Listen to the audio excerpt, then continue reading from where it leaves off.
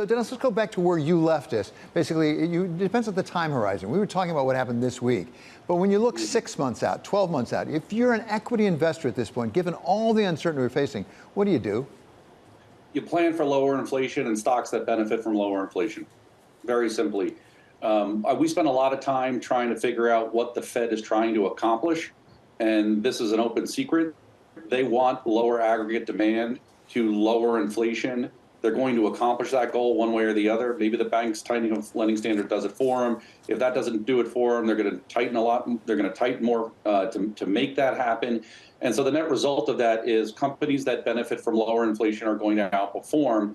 And as we see it, the things that will probably do the best in that backdrop are your early cyclicals on a relative basis.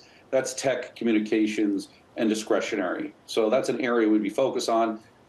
Then the main question is, as the economy slows, is it a recession or not?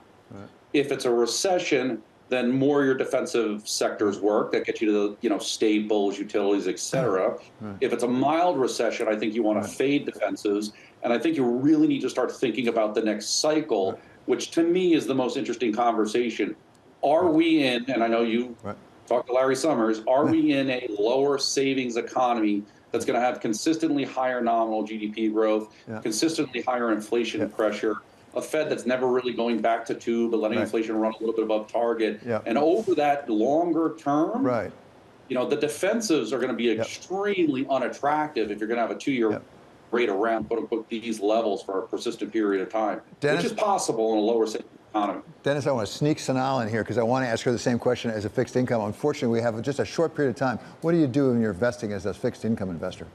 So right now we're staying up in quality. We've been relatively neutral duration because I think we're going to get a lot more volatility. I do think 10-year rates are going to go back up before we actually start coming down, because right now the market and Fed are playing a game of chicken. I happen to think the Fed's going to win. And so if eventually we get higher yields, and then I think we set ourselves up for a pretty good period for fixed income. We're already there as we move into a slowdown, which allows the Fed to cut sometime next year.